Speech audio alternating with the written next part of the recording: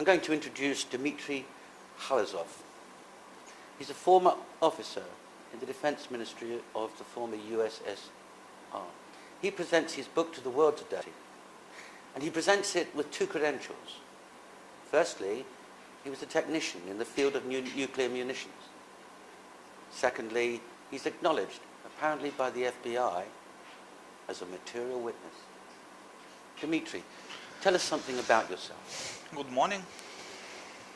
Okay, I was a commissioned officer at the 12th Chief Directorate of the Defense Ministry of the Soviet Union. And the 12th Chief Directorate was an organization responsible in the Soviet Union for nuclear testing and technical maintenance of the entire nuclear arsenal of the state. From there, I got some experience in regard to nuclear munitions, as well as a certain knowledge concerning the nuclear demolition of the World Trade Center in New York. Well, let's come to that, Dmitry. Do you have anything to identify yourself as an officer in that directorate? Unfortunately, I'm not at my home in Russia now, and most of the documents are at my home. I might have a few. You know, one of my photographs, the color photograph in the military uniform, is in the book. And I have another couple of photographs. This is you in the uniform of the 12th Directorate. Okay, let me explain it to you. You know, the 12th Chief Directorate, because it's considered to be a nuclear arsenal of the state, they usually wore gunnery uniform, like artillery uniform, as being arsenal.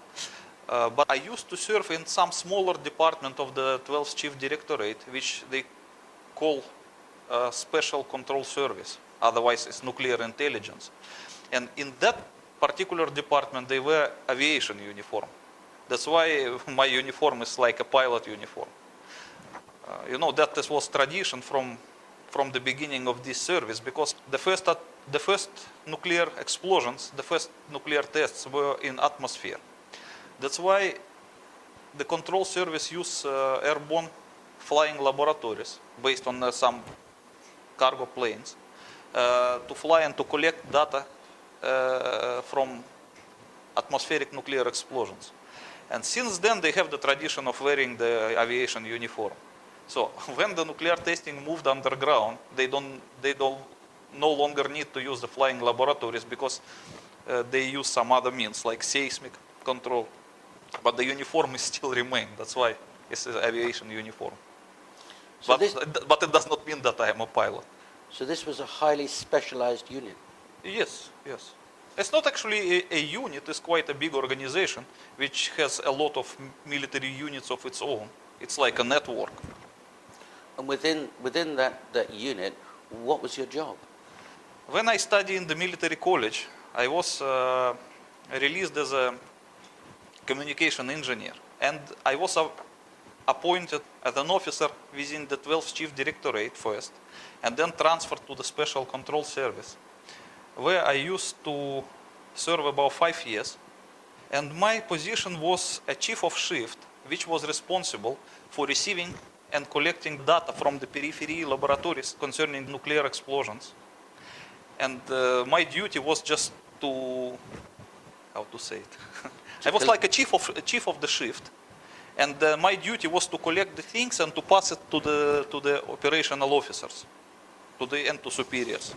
That's a very responsible position. Yes, it's a very responsible position, because all the, how do you say, recognition of the nuclear test of the enemy of the USSR actually come through my hands. I was the chief. I understand. Where were you born? Let's talk about your early time. I was born in some small city near Moscow, about 40 kilometers from Moscow, named Golitsino. This city still exists. Mm-hmm.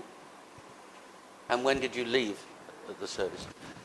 At the present time? Yeah. I live in Bangkok, Thailand. No. When did you leave the service of the Soviet? I quitted this military service at 1992. at the time of the dissolution of the Soviet Union. So it means about the time when the Soviet army ceased to exist and it was recreated as a Russian army or Ukrainian army or whatever other armies. At that time I just decided to quit the military service whatsoever. Understood. But during that 5 years in that special unit, Yes. you're interfacing both with technicians exploding nuclear devices underground, and you're interfacing with senior officers with the data from those tests. Is that right? Yes, because the 12th Chief Directorate was the organization primarily responsible for nuclear testing of the Soviet Union. I knew a lot of officers who were involved in that, and I was friendly with many of them. And because I served in particularly the Soviet nuclear intelligence, which was responsible for detecting nuclear explosions of the various adversaries of the Soviet Union, I also have experience of the nuclear testing of the others. And is this your official... Yeah, that is one of the very few military documents that I managed to keep with me. It's, in here I'm still young, and it was from the military college, one of the document. Understood. Thank you.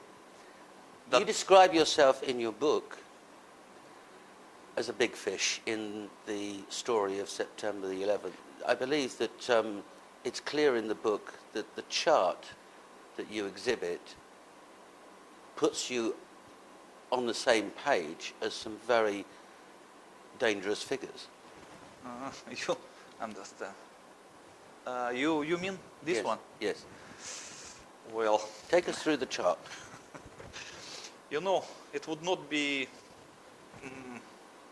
decent probably to say that I am a big fish. I'm not. But the American FBI believes so. Okay. So this definition does not come from me.